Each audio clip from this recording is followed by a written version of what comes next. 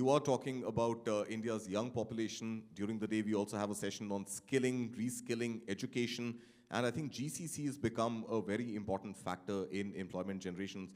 Just tell us, what is India's roadmap for GCC? What is India's roadmap for really going ahead and creating jobs? Because at one level, there are fears that AI is losing is going to eat away jobs. At another level, there's a debate that AI is going to create jobs. And here we are talking about GCCs, which will be using AI to perhaps create jobs. So tell us about the GCC vision for the government, sir. One thing I can very categorically state, AI will change the nature of job, and therefore reskilling becomes very important. Remaining abreast with technology is the order of the day. And young India has the advantage that we have a fertile ecosystem, a very, very new ecosystem where we can leapfrog to adopt the most modern technologies. I don't think AI will cost us jobs. It's like that old debate when computers came in. It will only change the nature of job. End of the day, the human mind will always prevail. The best of technologies are made by a human being. And ultimately, the human mind will always be a step ahead of any technology that the world or anybody may produce. As regards the GCC, I think this is one of the learnings from COVID that has helped the GCC ecosystem prosper in India. Take, for example, what happened in COVID, where we all moved into working from home in large measure. A lot of the work that our talented young boys and girls do moved to homes. Of course, the government created the ecosystem, so I remember overnight we moved broadband into people's homes. Overnight we gave permissions even from special economic zones or export-oriented units for allowing all the flexibilities that COVID desired or needed. Factories were given flexibility, particularly export-oriented units. We handheld them. We had 24-hour helplines so that every commitment our factories had made to anybody in the world, we would meet. Why do you think we are called a trusted partner of the world today? In the most trying time when the most developed economies failed, India met every international commitment, whether on supply of goods or services. Every international commitment we met on time, without any disruption in service. That dependability tag that we have got today is the reason we have now 1,700 plus GCCs in India, providing employment to millions of young men and women. I mean, the other day a company came, they said they have close to 300,000 boots on the ground. They have 300,000 employees in India. So, and with COVID, the world recognized now we don't need to fight over H-1B visas anymore. Because rather than moving so many people all over the world, that same job can be done sitting in India. And friends, look at the economically beneficial position India is in now. Our talent doesn't go out of the country. The brain drain stops. We retain our talent in India. It's helped our startup ecosystem come up with huge new ideas, big ideas, innovative ideas. The money that we earn through our GCCs helps us earn precious foreign exchange in India. Now suppose these 300,000 working for this international MNC would have worked in different parts of the world. That much talent would have gone out and they would have earned in their local place. Only 300,000 families would have benefited.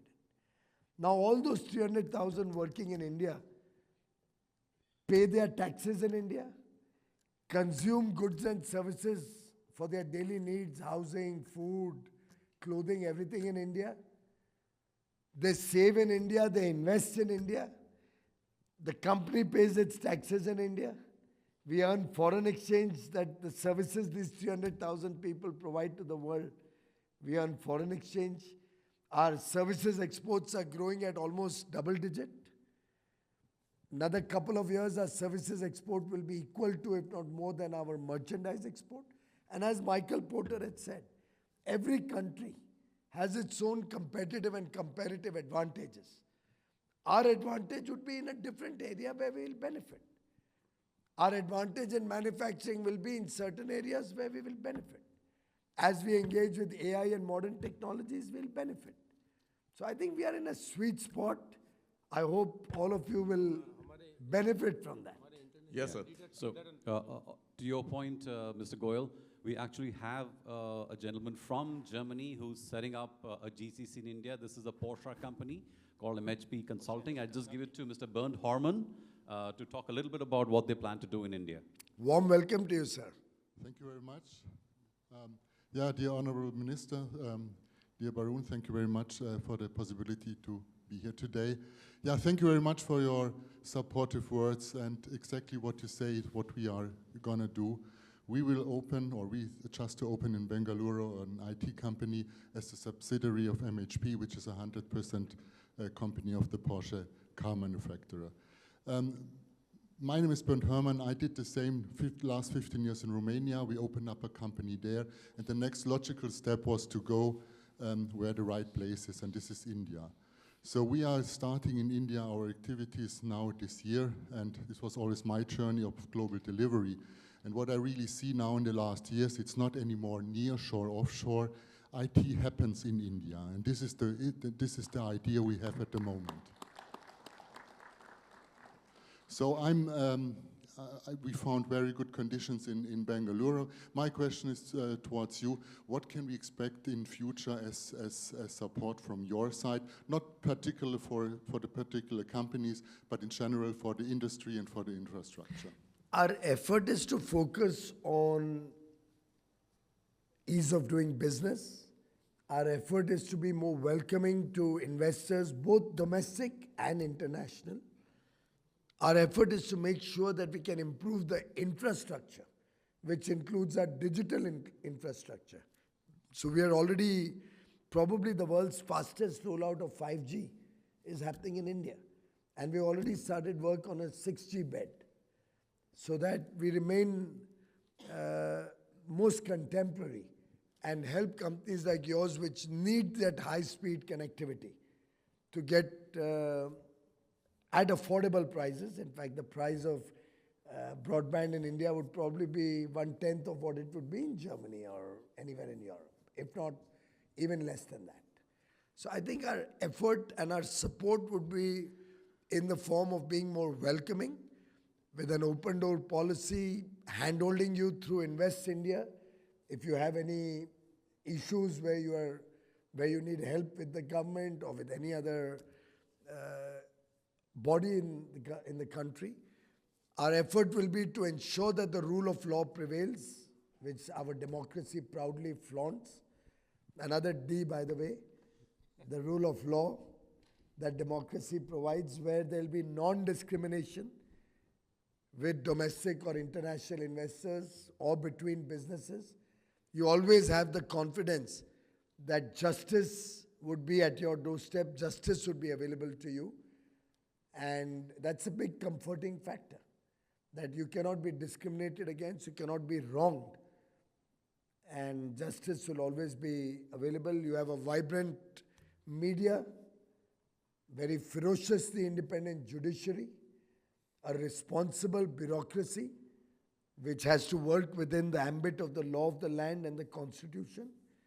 And what Prime Minister Modi is bringing to the table is another D, and that's decisive leadership, willing to take strong decisions to transform the nation, reform our processes, and help you perform.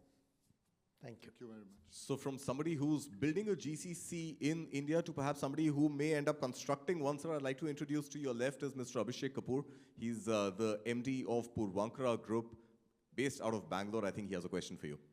Sir, given what's happening globally and our strength now with Prime Minister Modi positioning us where we are today, do we think that in this current trade environment and with the big T playing the whole world the way it is, the new variable in the global equation, Do you think that we will gain more traction in Make in India and in not just from the US but from other parts of the world?